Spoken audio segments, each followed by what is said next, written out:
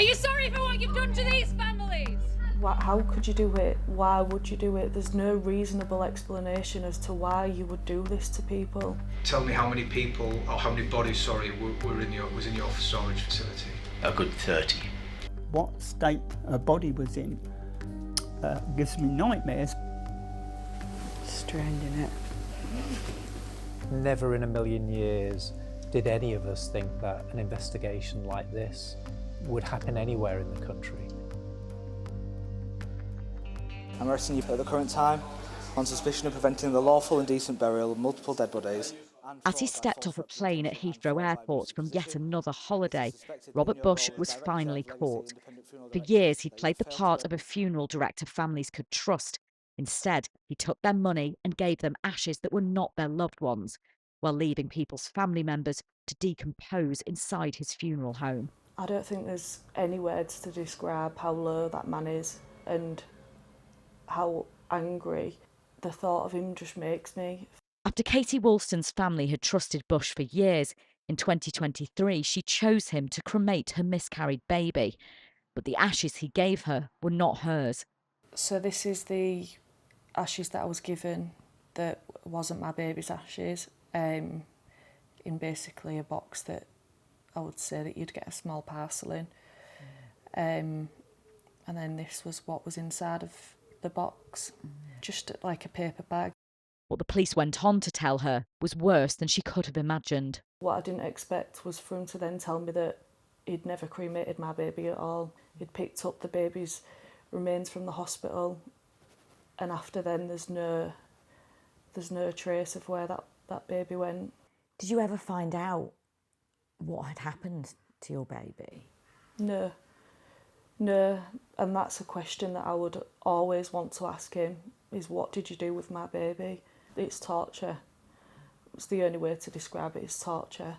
Your world's just collapsed because somebody who you trusted in such a vulnerable time of your life has completely betrayed your trust. There's little evidence now that Robert Bush's company, Legacy Independent Funeral Directors, was ever here on Hessel Road in Hull. But for over a decade, he worked at the heart of the community. In the end, he was caught almost by chance. When he went on holiday, a casual worker made a comment to another funeral director saying bodies had been left inside. What police found when they went in here shocked them. Strange, isn't it? I can remember being stood there on the first morning in the Legacy premises in disbelief, wondering how this could be allowed to happen. I was in shock when I went there. I think the scene presented very much a tale of two halves. There was the front side of the property at Hessel Road open to the public, which was very much how you would expect a business to present: clean, tidy, organised.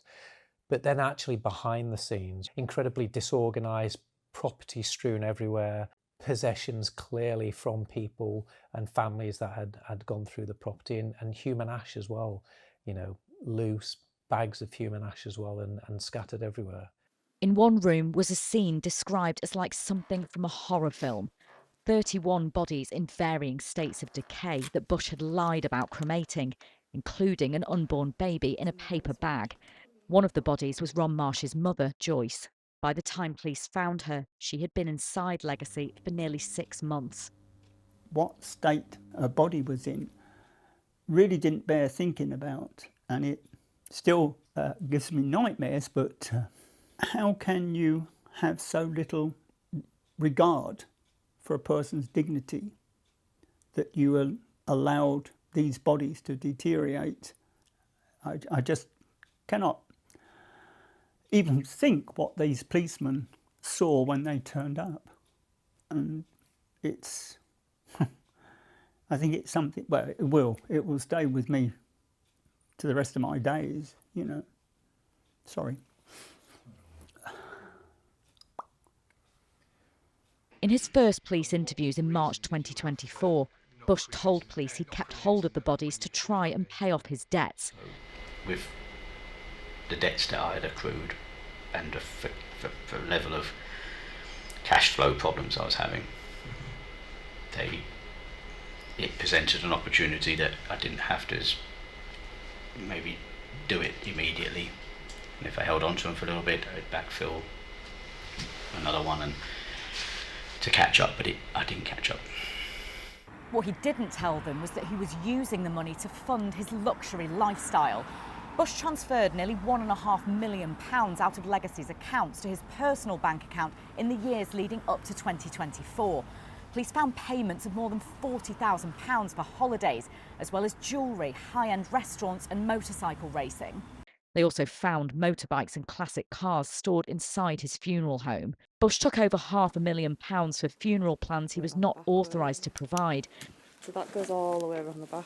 And would often prey on families who were struggling to cover the cost of a funeral, pushing them towards a service inside Legacy, while he made his own coffins out of cheap wood and stole charity donations given in memory of loved ones. By the time of his second arrest in July 2024, when the scale of his offending had become clear, he was painting himself as the victim. I've been arrested off a plane by gunpoint. I've been taken, it's like I'm Che Guevara or something. Feels vindictive the way this has been done. I've been here all the time. Are you sorry, Mr. Why Bush? do people get the wrong ashes, Mr. Bush? I'm sorry, yes. You're sorry. Throughout Robert Bush's sentencing here at Hull Crown Court, family after family stood up to face him, many struggling to speak through tears. One person said he treated their loved one like a piece of meat. Others said they had nightmares where they saw his face or struggled to leave the house because of the trauma. Bush admitted 67 charges, including fraud and preventing lawful burials. But prosecutors said he'd breached the trust of families on almost an industrial scale. Police have identified more than 300 victims and took 2,000 calls from terrified families who'd used his services over the years. He's been operating since 2011. There's some offences we can prove and others not. Do I think it's happened, longer than the period we're aware of? Probably. Never in a million years did any of us think that an investigation like this would happen anywhere in the country. The horror of Bush's crimes has prompted a national conversation about oversight in the funeral industry, with many of the families affected campaigning for stronger regulation. I'm sure most of the British public would expect that funeral directors are already regulated, but the reality is they're not.